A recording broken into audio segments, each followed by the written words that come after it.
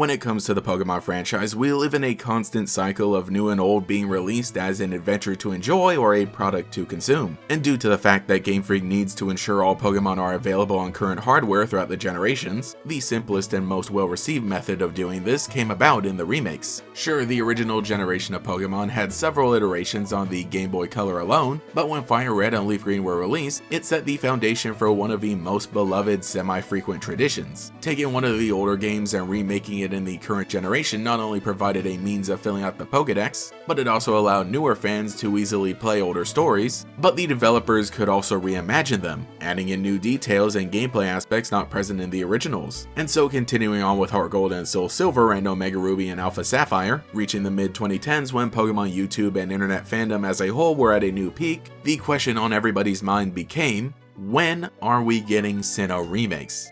This is the story of how that kind of happened, but at the same time it didn't. Let's wind back the clock to 2016. If you remember the last video in the series I've been doing, you'll know that we talked about 2015 being the year we didn't get a new Pokemon game, and when the rumors and speculation about Pokemon Z were at an all-time high. That dry spell was broken in February of 2016, when we got the reveal of Pokemon Sun and Moon, the 7th generation meant to celebrate the 20th anniversary of the franchise. And while that was definitely a great time to be a Pokemon fan, with the highs of the internet fandom only growing since the last games, we need to skip right over it for the moment. Because after the game was released and all was said and done, the thought of the seemingly inevitable Sinnoh remakes began to creep eerily into the back of our minds. Why wouldn't it? They were the next games in the cycle of remakes, and Sun and Moon had shown just how much the 3DS was capable of, being quite the upgrade from X and Y. Sure, there had already been a remake in the previous generation, but who's to say Game Freak wouldn't strike while the iron was hot? At this point, there had only been 3 main series Pokemon games on the 3DS, so surely they'd want to put one more entry into the library. The one little snag in that theory was that a month before the release of Sun and Moon, we had gotten the reveal of the Nintendo Switch, the next console set for launch in 2017. But that was a home console, and Pokemon had always been on handhelds, which is what people would normally say if it wasn't for the fact that the Switch seemed to be a hybrid, thus combining the two demographics. For a while, we would be pretty unsure of where Pokemon would stand on the Nintendo Switch, but for the moment at least, it might have still been safe on the 3DS. I mean, Pokemon was always slow to move on to the next console, releasing the entirety of Generation 5, all DS games, during the 3DS's lifespan. Of course, all of the discussion coincided with the rumors about Pokemon Stars, another interesting rabbit hole that I've talked about before. Though part of it was the prediction it would be on this Switch, the discussion became more about which one we would actually get. It could have been possible we could get both, though anyone's opinion on the matter depended on what squirrel they happened to be chasing that day. Pokemon Day 2017 and the launch of the Nintendo Switch came and went without a hitch, mostly serving to distract everyone from the conspiracy theories, at least until the very next month. On April 27th, the new Nintendo 2DS was revealed. They literally just launched the Switch with a huge new game and the promise of many more, and sure, there would still be new 3DS games releasing that year, in fact quite a bit more than anyone would have expected, but almost everyone had thought the Switch, being a hybrid, would replace, well, everything. Nintendo themselves were definitely holding on to the idea that both consoles could coexist. For how long, they couldn't tell you.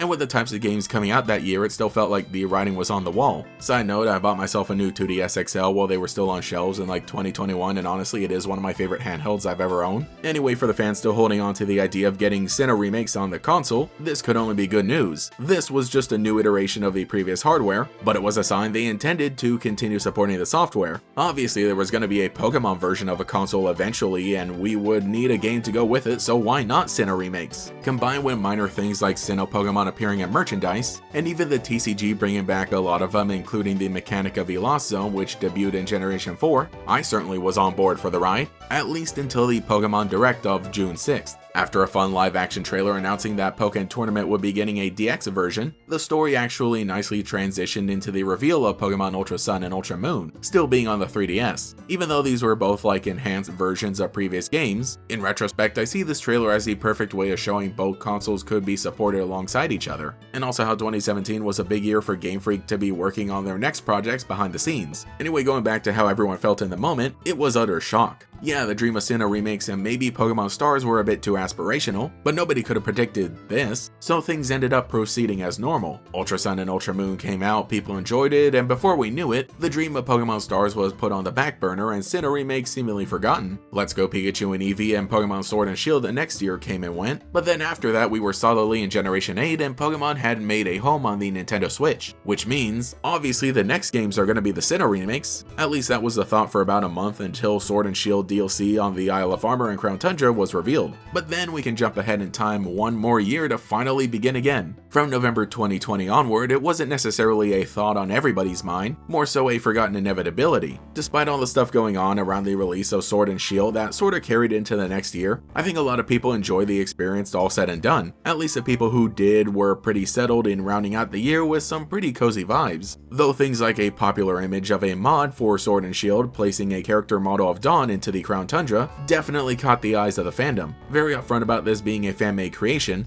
it gave a look into what a modern Sinnoh remake would look like on the Switch, and thus the discussion began again. After actually playing Sword and Shield, reviews were mixed but mostly positive, with major criticisms being about the story and linear approach. While textures and graphical quality were panned, the general style of the visuals was highly praised. So just imagine this game engine being used to tell the story of Diamond and Pearl, potentially with the Platinum storyline also being included, and not to mention additional content, as had become the norm for remakes. It honestly became pretty exciting. So when Pokemon Day 2021 came around and gave us a look at the upcoming games, you could literally feel heart stopping when the first big trailer began.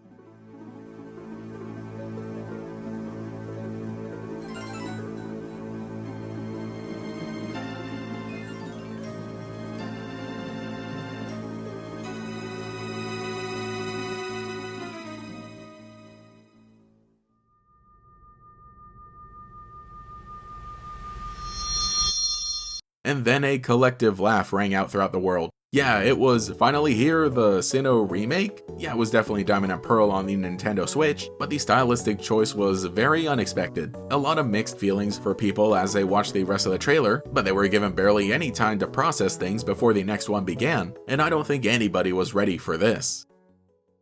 This is a tale from a long, long time ago, when the Sinnoh region was still only a vast wilderness. A certain village bustled with the comings and goings of people, while in the mountains and seas, Pokemon roamed as they pleased.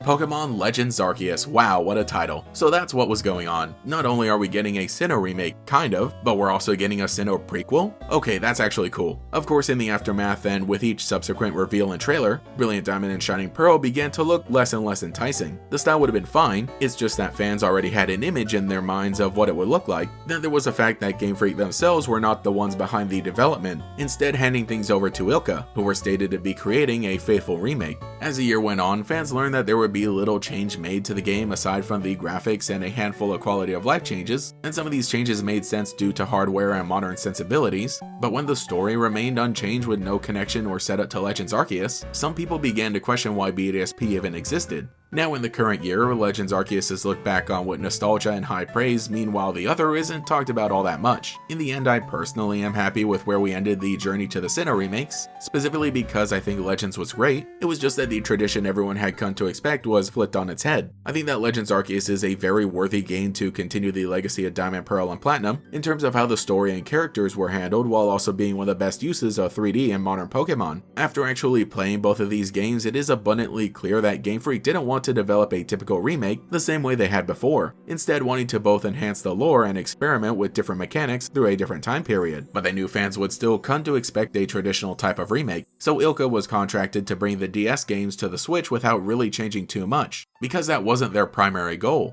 In the end, I think these two games work well enough with each other. Obviously, I think it would have been better for both of them to resemble each other more stylistically, and for there to be even more setup in the modern day to lead into the time traveling aspect. What I really mean is that whatever sting or inadequacy one would feel from Brilliant Diamond and Shining Pearl is taken away by Legends Arceus. By all means, BDSP is a remake of the original, in the sense that other companies would typically produce. We had just come to expect much more effort and modernization from Game Freak based on previous remakes, and this time around, instead of directing that energy into the remake, they chose to make a prequel, which I really enjoyed. So at the end of the day, we did get the Sinnoh remake. Not the one we had always wanted, but one that preceded one of my personal favorite games in the franchise. I struggle to call Legends Arceus itself a Sinnoh remake, when it does so much differently, but it was genuinely one of the most nostalgic games I've ever played. It wasn't setting out to recreate the moments I had as a child, but instead create new moments that give me the same emotions I felt back then, now having a new appreciation for things like story and gameplay. Was everybody happy with the outcome? No. Was this a total mistake? Not exactly. Were my expectations shattered? Yes. But can I say that I'm completely happy with not getting what I had expected? Maybe. Truly, it was a paradox.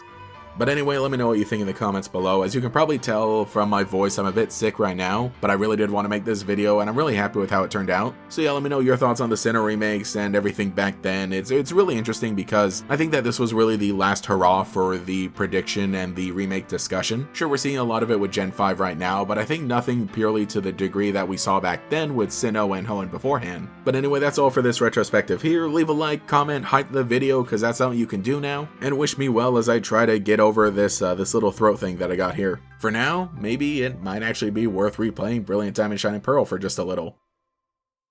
Thank you to every channel member for your continued support, including the Great Gators, Alex with Shiny Hunts, Justin Dows, Cosmo Zero, Tyler Hopper, Koi13, Cemetery Hill, Cheez-It62, GatorKid509, TF, Mathaclock947, Taijirai, Justin R, Phantom, and Quago. If you would like to support, see your name here, get access to emotes, for comments, live streams, sometimes early videos, and our members podcast, you can become a channel member today. You can also follow me on Twitter and Blue Sky as well for more memes. Anyway, this is GatorX, and I will catch you all later.